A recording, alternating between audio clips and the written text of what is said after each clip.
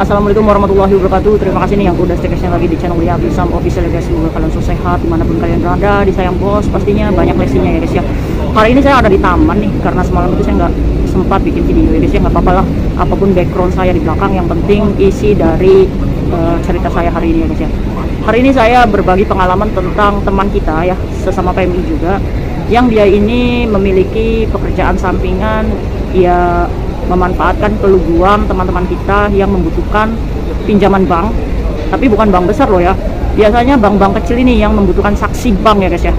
Nah, PMI ini memanfaatkan peluang teman-teman kita yang sedang kesusahan ya guys ya. Nah, cerita ini datang dari temannya yang mau saya ceritakan ini. Dia ini udah muak sama temannya ini. Karena apa? Karena entah berapa puluh dolar uangnya dia, ribu ya, ini 20.000 lebihan ini uangnya yang dimanfaatkan oleh teman kita yang licik ini. Dan dia juga bekerja sampingannya itu menjual saksi, nomor telepon majikan ya guys ya, tapi itu bukan nomor telepon asli. Ternyata saya juga baru tahu guys. Yuk kita bahas yuk. PMI ini bernama Mas Rini guys. Dia umurnya ya sekitar 34-an ya. Nah, Mas Rini ini bekerja di Northpoint kerjanya, dan ini menjaga bersih-bersih rumah aja guys, nggak ada menjaga apa-apa katanya. Majikannya ini tahu sebenarnya kalau Mas Rini ini tersandung banyak hutang di luar. Nah, Mas Rini ini terlalu banyak cicilan bank yang dia ambil, sehingga dia ini menjual belikan nomor saksi. Seperti ini contoh, ada Mbak A membutuhkan uang pinjaman di bank kecil ya guys ya. Bank kecil itu apa sih? Bank yang tidak membutuhkan data asli atau hanya fotokopi aja. Banyak lah di PSBB itu bank-bank kecil ya guys ya. Nah itu hati-hati kalian ya, bank kecil ini justru yang paling membahayakan. Utangnya itu nggak besar, maksimal itu 5.000, dan pinjaman pertama itu dapatnya 2.000 guys, cuma 2.000 dolar. Tapi banyak nih yang diinterminate gara-gara bank kecil ini. Karena apa? Karena sekalinya kamu menunggak itu udah masya Allah ini, diteleponin terus, diteror terus. Apalagi kan kita dengan sadar memberikan nomor majikan kita ya guys ya. Jadi contoh kasusnya seperti ini guys. Mas Rini ini membutuhkan pinjaman di bank A ya guys ya, yang ada di PSBB. Nah, syarat yang diberikan oleh bank A ini harus memiliki 2 saksi yang memiliki nomor telepon majikan. Nah, Mas Rini ini memiliki satu nomor majikan kan. Nah, dia membutuhkan saksi satu lagi untuk biar pinjaman di bank itu approve. Akhirnya dia ini mencarilah teman, di mana teman ini juga akan mengajukan pinjaman di bank tersebut. Jadi barter saksi ya guys ya. Akhirnya Mas Rini ini mendapatkan nih Mbak B ya. Nah, Mas Rini ini ngomong nih sama Mbak B, kita tukeran yuk saksinya. Ya, Mbak B juga kan diuntungkan ya sama Mas Rini ya. Jadi ya udah deh, ayo kakak kita tukeran saksi. Oke, jadi tukeran saksi ya guys ya. Nah, Mbak B-nya ini memberikan nomor telepon majikan, itu benar guys, nomor telepon majikannya, dan ditelepon juga benar. Nah, si Mas Rini, apakah dia juga memberikan nomor telepon majikannya? No. Jadi Mas Rini ini tahu kalau misalkan nomor telepon rumah di Hongkong itu bisa dibeli di salah satu toko guys. Nah, tokonya juga ada di PSBB di samping Jollibee. Ya kalian tebak sendiri, di situ ada toko smartphone apa. Ya di situ bisa beli nomor telepon rumah ternyata guys. Harganya 200 dolar. Mas Rini ini bisa mendapatkan nomor telepon rumah orang Hongkong dengan smartphone-nya ya. Jadi kalau sudah tidak digunakan dan tidak dibayar, ya udah dibuang aja, nonaktif itu nomor. Akhirnya Mas Rini ini, nih nomor telepon rumah saya, udah kan dikasih tukeran. Akhirnya pihak bank ini saling menelpon kan, bener nggak sih ini nomor teleponnya? Dan ternyata approve guys, ACC semua.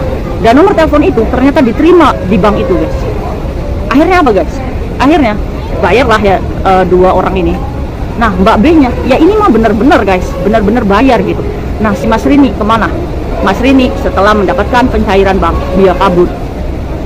Akhirnya apa? Akhirnya pihak bank itu mencari Mas Rini kemana? Ya betul, ke saksi itu, ke Mbak B. Si Mas Rini-nya mah udah kabur ini bawa duit. Nomor telepon yang dia beli nih dari tokonya ini cuma modal 200, dia buang. Yang diteror siapa? Yang diteror ya Mbak B ini, diteleponin terus ini. Mas Rini, akhirnya apa? Akhirnya Mbak B ini dia kewalahan, ketahuan sama majikan. Apakah majikan itu suka? Nggak semua majikan Hongkong itu suka, apalagi privasinya diganggu oleh kita ya guys ya. Hanya karena 2.000 dolar Hongkong pinjam di bank kecil, dan itu bukan pure utang kita, utang orang lain, hanya sebagai saksi saja. Majikan tidak mempercayai Mbak B lagi bekerja di rumahnya. Di interminit kak, iya guys, di interminit, kasihan ya. Aduh. Kasus yang keduanya, karena Mas Rini ini bergelut di bidang bank-bank kecil ya guys ya, yang memperjualbelikan saksi.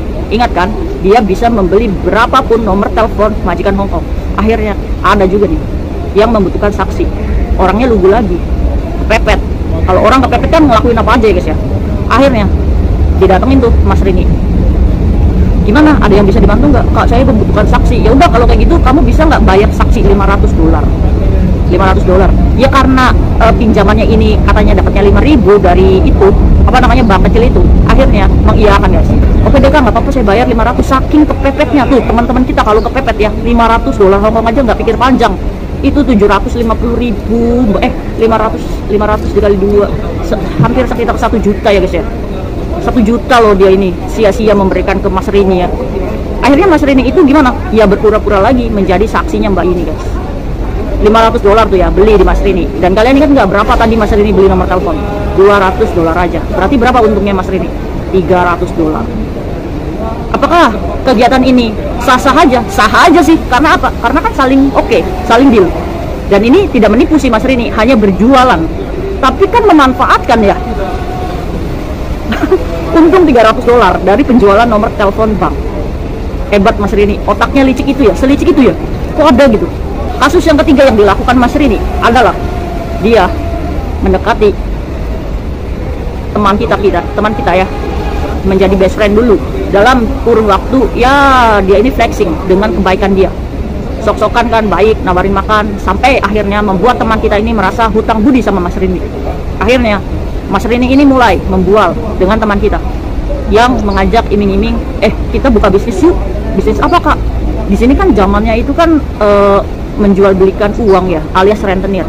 Kita jual beli yuk, kayak gitu, untungnya banyak loh. Kamu tahu nggak $1.000 berapa? $1.000 itu kita dapat 200. Kalau kita pinjam di bank nih misalkan 10.000, nah kita nih hutangkan tiap orang misalkan, berarti 10.000 itu kita mendapatkan penghasilan setiap bulan itu berapa coba? 10.000 dibagi 200 berarti sekitar $1.000 ya, benar nggak?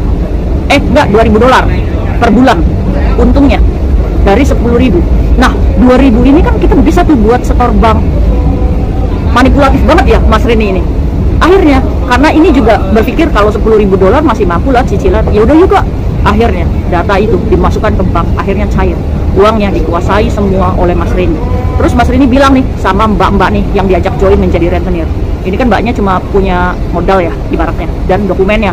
Akhirnya Mas Rini ini, ya udah saya kelola ya, nanti kamu kalau ada orang yang hutang ngomong aja sama saya. Cicilan pertama guys, Mas Rini ini memang benar membayarkan tuh 2.000 hasil usahanya rentenir.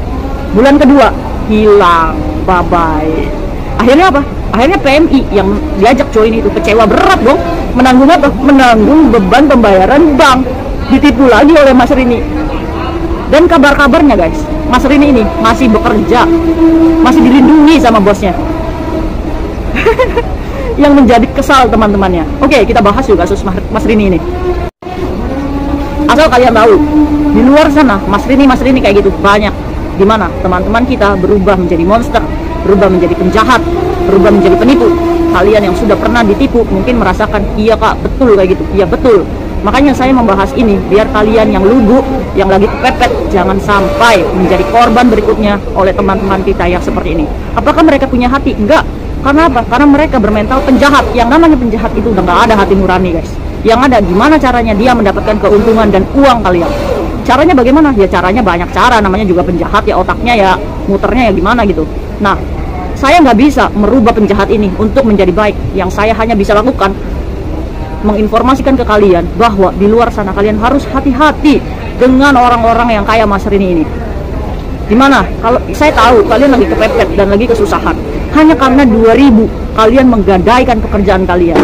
Oke lah guys, kalau misalkan ada keinginan kalian yang harus kalian penuhi, bisa nggak sih dipending dulu, sabar gitu. Tapi kan teman-teman saya nggak ada yang yang bantu, jadi saya nggak ada cara lain, harus ke bank itu.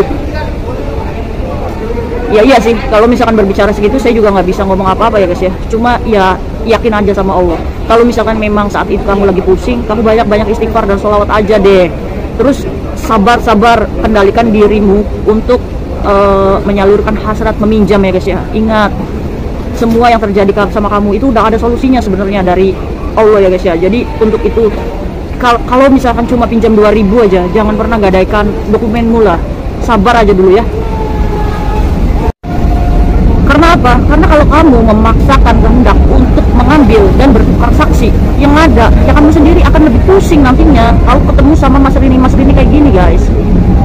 Oke, buat yang teman-teman kita yang bermental penjahat kayak Mas Rini ya guys ya, meskipun kalian saat ini pekerjaan aman, masih menjadi pekerja legal ya di rumah bos, masih di backup sama bos, tapi ingat, yang tahu hidupmu, yang tahu kebahagiaanmu, yang tahu apa yang kamu rasakan cuma kamu. Tapi saya mempercayai bahwa kerja seberapapun kamu bertahun-tahun di sini, kamu hanya bekerja rodi, uang itu tidak akan pernah kamu merasakan nikmat. Karena apa? Karena nggak ada keberkahan dalam hidupmu. Yang ada kamu itu menipu orang. Jadi meskipun kamu saat ini masih bekerja di rumah bos, ya yang tahu kan hidupmu sendiri. Dan tapi saya yakin kalau misalkan kamu itu nggak akan ngerasain yang namanya bahagia. Dimana kamu sudah mengeluarkan banyak air mata untuk teman-teman kita, dimana kamu sudah banyak membuat menderita teman-teman kita. Untuk itu nggak ada jalan lain kecuali kamu berubah menjadi lebih baik dan taubat ya guys ya. Sampai kapan sih kamu memanfaatkan teman-teman kita yang lugu dan lagi kesusahan?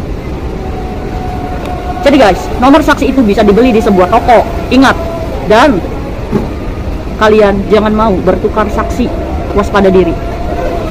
Lebih baik cancel aja. Insya Allah jalanmu akan selalu ada. Yakin itu.